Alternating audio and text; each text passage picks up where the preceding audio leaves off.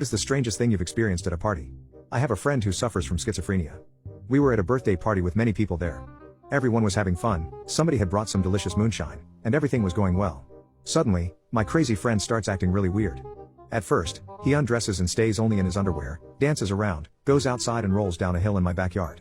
Then he comes back and drinks some more. A few other guys and I are sitting in the corner around the computer, sorting the playlist for later that night. The crazy guy walks up to us with an angry facial expression, shirtless and with a salad spoon in his hand. He sits down on the chair, looks me straight in the eye, eats the salad with the spoon, then throws the spoon away. The sight was so funny that we started to laugh uncontrollably. The dude then tries to grab me while sitting down but instead falls on his face from the chair.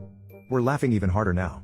He gets up, looks another guy straight in the eye, spits some gibberish angrily, says, "Okay, I'm going," and gets into the closet.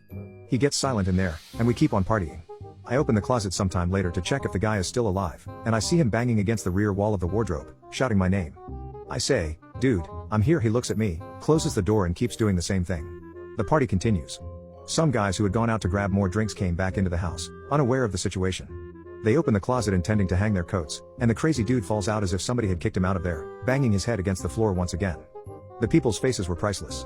We keep on partying further with the crazy guy walking around and shouting something until everyone gets tired and decides to get some sleep. People take their sleeping bags and crash on the floor, and the schizophrenic gentleman just opens the house door and says he's going home. I immediately ran to stop him, as he was not in a state to wander around alone at night. It was cold outside, and he was shirtless, so he could die within a few hours due to hypothermia. I couldn't allow that to happen, as it would be my fault. I try to convince him to return inside, and he says, "No, I don't want to be alien food." Anyway, I convinced him to go back inside and lie on the couch by playing by his rules. He starts praying for his people to take him with them, then starts to talk in gibberish again, which consists of random English and Russian words. Then he walked up to me. I was lying on another couch, trying to sleep but watching him with one eye. He says he doesn't trust these people, they are just zombies trying to eradicate him, so he must exterminate them first. He walks to the door, and I thought I would need to catch him again.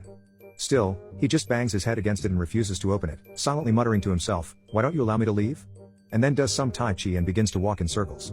He walks up to me, I try to talk to him, and he says, "You can beat me, cut me with knives, shoot me, but I will revive, I will be here. I won't die." He continues, "This isn't going to happen. These zombies won't get me. You know me, one call and the boys are going to blow this house up." He has these delusions about calling gangsters for help, even when he's sober. Then he lays down under the table and starts to call the name of this guy, who wasn't with us then because he's 16 years older. The schizophrenic friend is convinced that this dude is some kind of mafia boss when he's just a small businessman, and the most illegal things he does are drinking moonshine and doing snow. Then the guy gets up, walks around, takes an unplugged landline phone, tries to connect the wires to the cupboard, and talks into the phone in his gibberish again. Then he says, "That's it, this house is going airborne. No more zombies." I was convinced he would not leave the house, so I tried to get some sleep. He kept roaming around the room, throwing a hookah into the head of one of the sleeping guys and breaking something on the table.